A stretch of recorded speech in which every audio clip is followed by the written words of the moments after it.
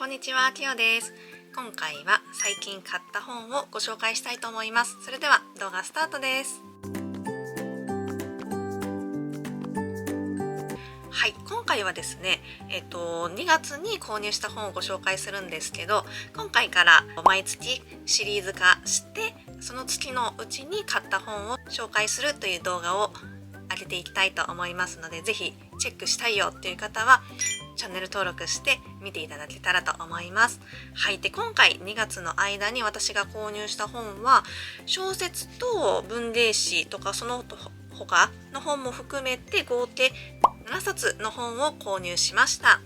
でその中でも私が一番楽しみに読むのをね楽しみにしているっていう本がこちらです。じゃん、キタン都市伝説解体センターです。こちらもう見てください。こんな感じでもう表紙がキラキラしてもうそれがまずすごいなって思います。こちらはですね、この帯のところにも書いてあるんですけど、累計販売本数30万本と突破した日本ゲーム大賞の優秀賞まで受賞しました大人気ミステリーゲームのスピンオフノベライズという一冊になっています。私が以前から最近購入してすごく好きなんですよねっていうお話をさせていただいている都市伝説解体センターっていうスイッチでゲームを買っているんですけど、それのスピンオフバージョンが発売になりました。これは本当に今月発売になった本ですので最新刊という形になります。ぜひいろいろな方がいろいろなチャンネルでこのゲームについては感想とかを述べていますので、知らないなという方は検索してみてほしいとは思うんですけど、本当にミステリーが好きな方だったら楽しめるそんなゲームになっていますので、そちらもチェックしてみてください。で今回こちらの本を購入させていただいたんですけど、これなんか限定の帯みたいになっているみたいで、このキラキラが限定で取るとこの普通バージョンが出てくるんですけど、こちらはですね、この背表紙でわかる方もいるかなと思うんですが、集英社のオレンジ文庫から発売されている本になっています。でこちらはウェブ連載の4話にこの文庫書き下ろしを加えた短編集ということになっていますので、ゲームをもうクリアしてそれのゲームをノベライズしたものなのかなって思われている方も安心して読んでいただける本になっています。実際なんかすごく今ブームなので、この都市伝説解体センターの周辺小説ですごくたくさん出ていて、漫画も出ているし本当にゲームをノベライズしたものも出ているので、ちょっと購入される際はお気をつけいただきたいなと思うんですけど、これは本当にゲームとは全く別のお話みたいなのでご安心ください。でなんですけど、一つ注意点で最初の目次を見ると注意って書いてあるんですが、本作には原作ゲームストーリーに関する描写が含まれています。未プレイの方はご注意くださいということが書かれているので、ゲームもやってみたいって思っている方はそちらを先にやった方がいいのかなと思います。とかゲームをやってた方が人間関係とかそういうのも分かっていてより楽しめるんじゃないかなと思います。私も言うてですねまだ全部クリアしていないので今毎日せっせとプレイしているんですけど、それをぜひプレイし終わったらもうすぐさま読み始めたいなと思っている本です。はい、ということでもう今月一番推しっていう感じの一冊になります。前々回の動画で2月発売の本の中で私がチェックした本をご紹介しますっていう動画を上げさせていただいたんですけど、そこではこれを上げていません。でなぜかというと、もう買うことが決定していたし、ゲームの関連の本なので好きな方がちょっと分かれちゃうかなと思って外させていただいたんですけど、私はもう絶対読みたいと思って購入した本になります。はい、ということで1冊目はゲームのスピンオフノベライズになります。そして2冊目なんですけど、今の都市伝説解体センターとまた関連した本を購入しました。それがこちらです。じゃん、都市伝説解体センターの断片集になります。先ほどはもうスピンオフということでゲームとは全く別の話をいろいろ短編で入っているというものだったんですが、こちらは、ゲーム本編の隙間に潜むファン必読の都市伝説5編を収録したスピンオフノベライズということで、ゲームの中で出てきたお話とは全くもって別なんだけど、多分このあらすじの書き方からするとゲームのその1話目と2話目の間の時間軸で起きた話題というか、そういう感じでお話、ゲームの隙間に本当はこういう事件もありましたよみたいな感じでこう作られた本なんじゃないかなと予想しています。はい、私もまだ買っただけで読めていないんですけど、そういう風かなと思います。実際こちらの本、先ほどのも含めて紹介させていただいてるんですけど、そのゲームについて全くもって触れたことがないっていう方は、まずそのゲームがどういう内容なのかっていうのがわからないので、この本にも興味を持ちづらいかなとは思うんですけど、簡単に言うと都市伝説ですね。トイレの花子さんとかそういう感じの七不思議的なのとか、そういうのを元に作られたミステリー作品、ノベライズゲームっていう感じで、こういろいろな事件が起こるので、それを調査していくっていう感じです。アクションとかではなくって、本当に会話を文章で読んでいって、誰々が犯人なんじゃないかとか、こういう理由でこういう現象が起こったんじゃないかっていうのを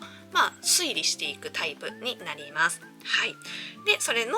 スピンオフノベライズのこちらは断片集ということで、これもすごく気にはなっているんですけど、先ほど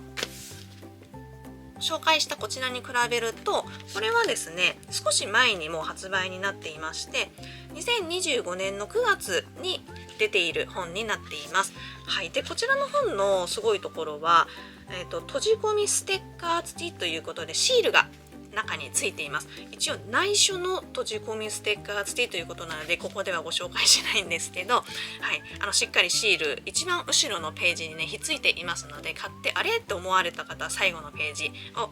確認してみてください。はい、ということで2冊目もね同じシリーズになってしまったんですが、こちらの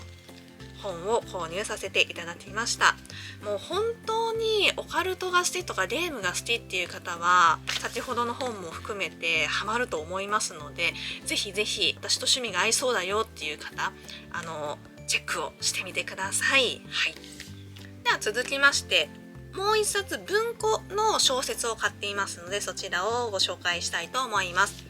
それがこちらです。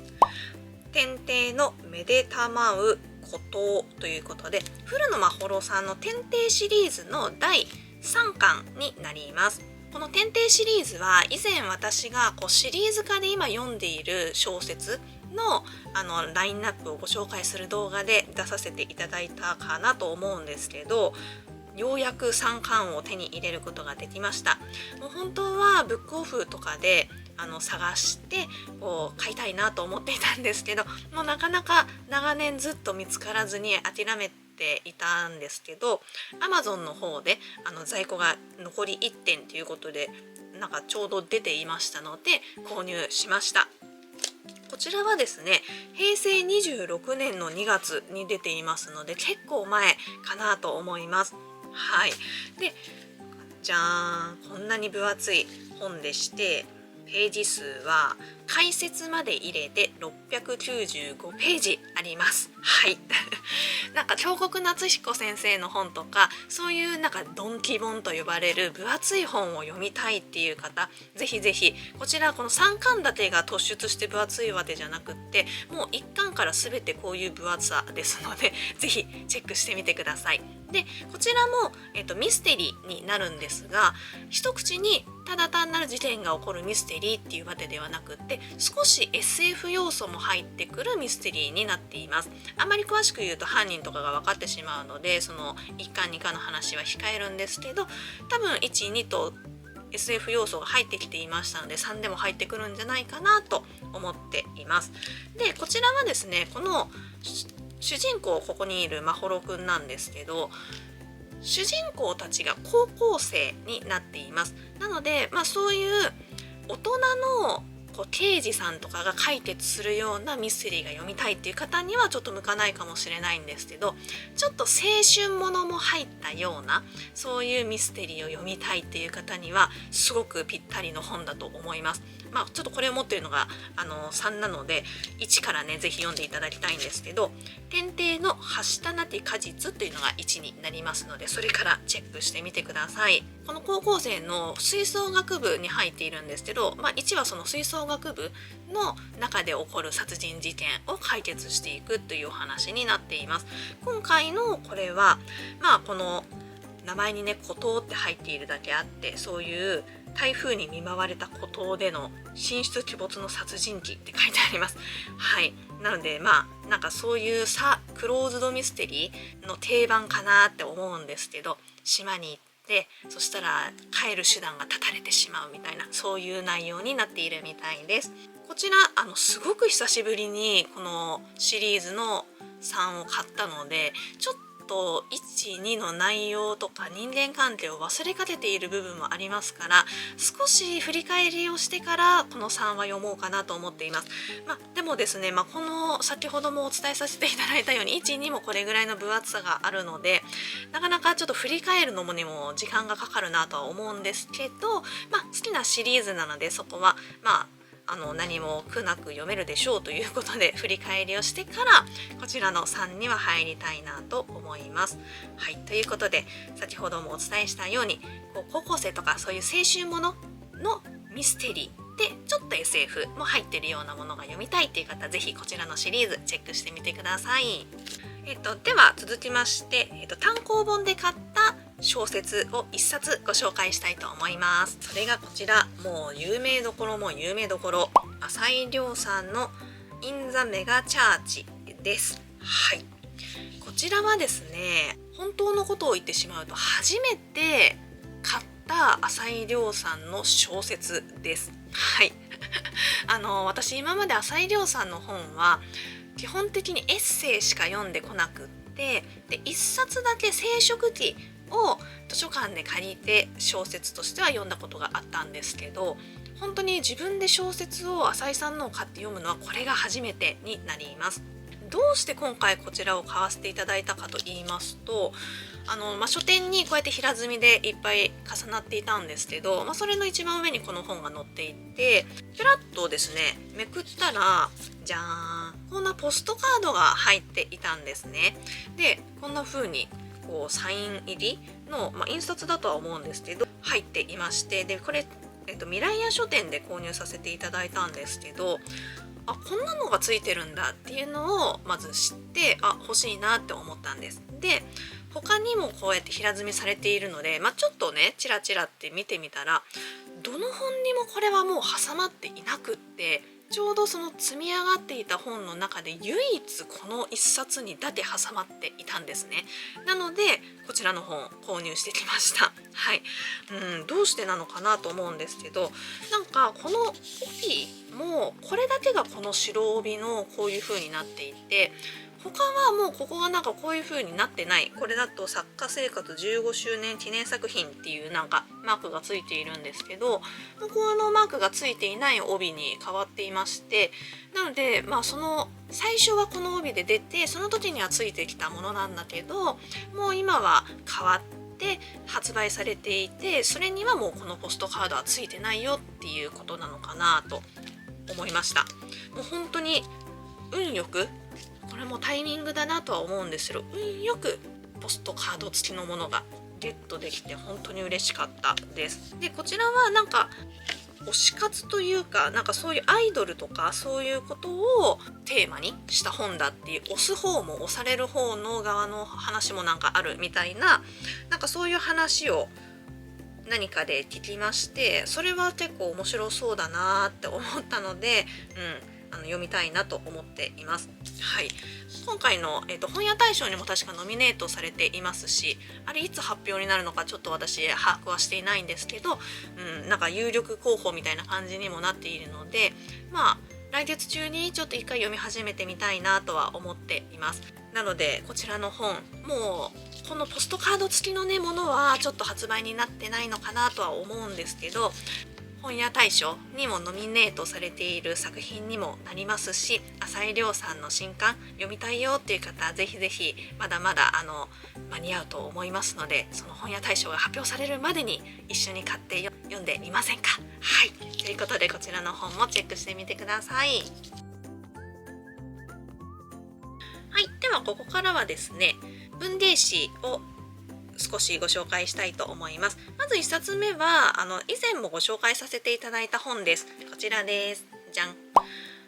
期間日記の創刊号1になります。はい、こちら購入した時にも Vlog の後のお話パートの方で紹介させていただいたんですが、東京にある日記屋土日さんという方が発行元でこう出した日記に特化した文芸誌になっています。で時はもう購入したてで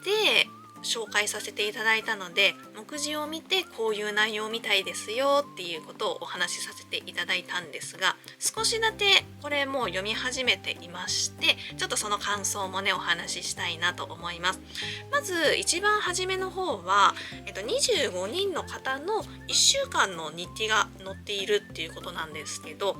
何人かの分だで読んだんですが、なんか一人一人結構一日一日が長くてですね、すごいなーって私率直に思いました。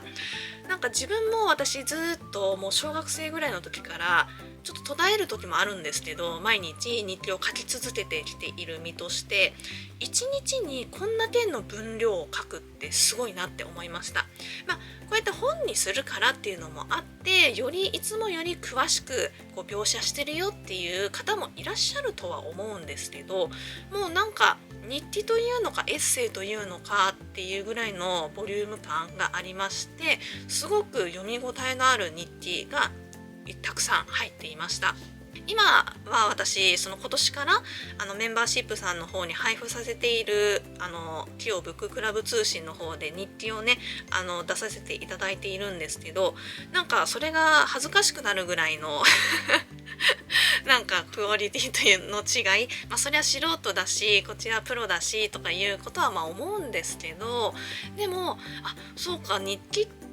をこう世間に出すっていうことはこれぐらい本当はちゃんと書いた方がいいのかなとか、でもそれってなんか日々のことを本音を出すっていうより執筆になっちゃうなとか、そういうことも少し思ったんですけど、私は私のやり方でいいかなということで、そちらで出させていただいている通信の方は今の感じでいこうかなと思うんですけど、はい、ぜひねプロの方のこんな点いろいろいらっしゃるんですけど、プロの方の日記を読みたいよっていう方はぜひぜひ買ってチェックしてみてください。で前回の時にもお話しさせていただいたように、もうこれ12月ぐらいに出ている本なので、ちょっと早く買わないともしかしたら次の号にもう切り替わってしまうかなって思いますので、チェックしたいという方は、まだ買ってないよっていう方はぜひぜひチェックしてみてください。でこの付箋をつけたところはですね、何かっていうと、別にここがすごい心に残ったっていうところじゃなく、ただ文芸誌なので普通の小説と違ってどこからでも読んでいいかなっていう感じで、この特集の日記とホラーっていうところをちょっと先に読みたいなと思いまして、そちらを読んでいて、そこにね印をつけているって感じなんですが、なんか日記とホラーってパッと聞くと何も共通点がないように感じてしまうんですけど、この日記とホラーの特集のページを読むことによって、なるほど、そういう共通点があるんだっていうことが一つちょっと分かってくるし、あと先ほども言ったように日記とエッセイの違いっていうものも少し言語化してくださっているので、なるほど、そういうふうに捉えるとこれは日記、これはエッセイっていう違いがあるんだっていうことをちょっとわかるので、特集の名前からするとね、日記とホラーって書いてあって、そんななんかエッセイのことまでわかるなんて全然思ってなかったんですけど、そういうこともわかるので、ぜひともそういう違いに興味がある、違いを知りたいっていう方は、ここの特集のページだけでも少し読み始めてみるといいかなと思います。ぜひね読んでほしいので、こうやって書いてありましたよとは言わないんですけどぜひ読んでみてください。はい、ということでこちらはですね、もう本当に日記文学を読みたいっていう方にはもう絶対的にハマる本だと思いますし、そういう今まで、前からいっぱい言わせていただいてるんですけど、自費出版で出しているようなジンとかの本を読んでみたいんだけど買う機会がない、タイミングがないっていう方はぜひこちら普通の書店で販売されている本だと思いますので、ぜひチェックしていただきたいなと思います。はい、一緒にこれを読んでね日記つけたいよって思われた方は私みたいに一緒に日記つけていきましょう。はい、ではもう一冊文芸誌こちらです。じゃん、アンデルの2号にこちら2号になります。はい、こちら先月もご紹介させていただいて、新しい文芸誌ができましたよということで、アンデルという本をご紹介させていただきました。で、その時に直してアンデルっていう名前なんだろうとか、アンデルセンから取ってるのかなとか、そういうお話しさせていただいたんですけど、視聴者の方からのコメントで書いてありましたよってことをお知らせいただいて、本当だっていう感じで読んで知ったりとか、本当に皆さんのコメントに助けられていろいろアップデートできているなって思いました。で、こちらの本なんですけど、スピンっていう文芸誌あるじゃないですか。季節ごとに出ている限定16号までだったかな、限定の文芸誌っていうのがあると思うんですけど、こちらも期間限定で出すっていう文芸誌です。で、確か2年間限定っていうことだったはずなので、ちょっと結構前に調べたので危ういんですけど、っていうことなので、ずっとこれから何十年も続いていくよっていう新しい文芸誌ではないんですけど、でもそういう期間限定だからこそその瞬間瞬間を楽しめるかなと思って、皆さんにもぜひねチェックしていただきたいなと思います。で、こちらの本のいいところは80ページぐらいという一冊のページ数がすごく少ないんですね。で、なので本当に毎月出る本だったとしても文芸誌なのにちゃんと読み切れるっていうのがいいところかなと思います。はい、そう言いつつねなんか説明と自分の行動が伴ってないところが申し訳ないなとは思うんですけど、アンデルの1読み終わってないんですが、でももう今Vlog の方にも今度出てくると思うんですけど、読み進めていまして、ぐっと読んだら本当に1日で終わる量だと思いますので、80ページっていうのは読んでいきたいと思います。あまり貯めずにね、これは毎月出ちゃうので。はい、でちなみにこちら300円プラスで330円で買える文芸誌ですので、スピンと一緒ですね。気軽に手に取れる価格の文芸誌っていうのも珍しいので、ぜひぜひチェックしてみてほしいなと思います。はい、こんな感じのラインナップになっています。もし詳しく見たい方ね、止めて見てみてください。はい、ということでアンデルの2号でした。はい、では一番最後はですね、あんまり興味ないかなって思うんですけど、一応買った本なのでご紹介します。じゃーん、青に寄せる歌ということで、こちらはですねピアノ曲集になっています。楽譜です。はい、本とはいえ楽譜なので、いつも私のチャンネルを見てくださっている皆さんには興味がある方少ないかもしれないんですけど、ぜひねこういうのがあるんだよっていうのを知っていただきたいなと思って紹介します。こちらは轟千尋さんという方、日本人の作曲家の方が出した本になっているんですけど、子供から大人まで幅広い年齢の方が挑戦できる曲集になっているということで、難易度も簡単なものから結構上級者向けまであるということで、長く楽しめる本になっています。この、ピアノ弾かないしっていう方は全くもって興味ないと思うんですけど、だいたい日本人作家さんの曲集ってそうなんですけど、楽譜と CD が一緒に出されることが多いんですね。なのでそういうのをAmazon Music とか iTunes とかその曲集が聴けたりするので、ぜひその読書時間の BGM として流す曲の一つの候補に入れていただけたらなと思います。曲の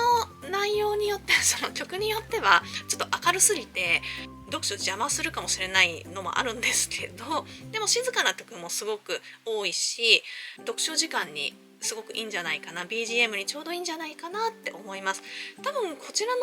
本の内容だと1時間もないぐらいで多分その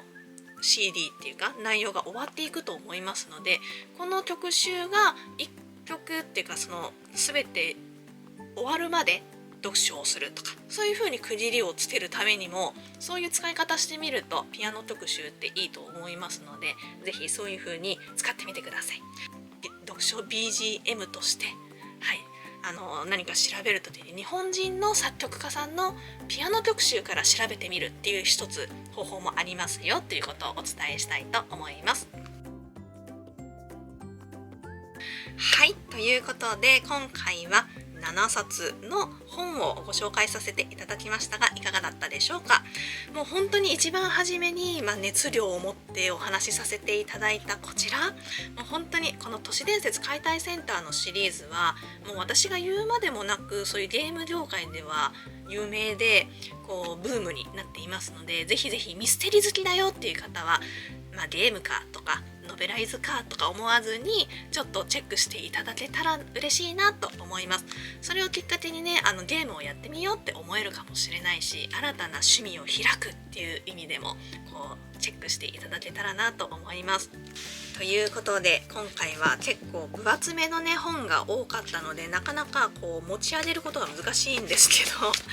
い、断面だけねこうお見せするとすごくなんか分厚い本が多いなっていう印象になるかと思います。はい、どれもおすすめ、まだ読んでない本ですけどどれもおすすめですので、ぜひチェックしてこちらの本読もうと思うとか、この本以外でも今月私はこんな本を買いましたとかいう本があれば、ぜひぜひコメント欄にて教えていただけたら嬉しいなと思います。はい、ということで今回の動画はこれでおしまいにしたいと思います。最後までご視聴いただきありがとうございました。動画の冒頭でもお話しさせていただいたように Vlog の最後につけるお話パートでも購入した本の紹介を入れる時もあるんですけど、その月の最後にその月に買った本をまとめて紹介するっていう動画をこれから上げていきたいなと思いますので、ぜひいろいろな本チェックしたいんだよねっていう方はチャンネル登録をしていただけたら嬉しいなと思います。これ後ろを向けておこうかな。で、あと今回の動画を見て少しでも良かったよと思われた方とか、次回の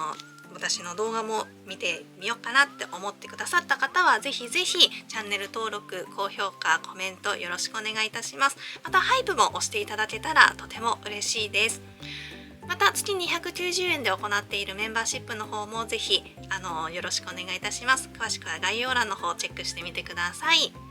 それではぜひ皆さんの今月の購入本も教えてくださいね。はい、ではまた次回の動画でお会いしましょう。ティアでした。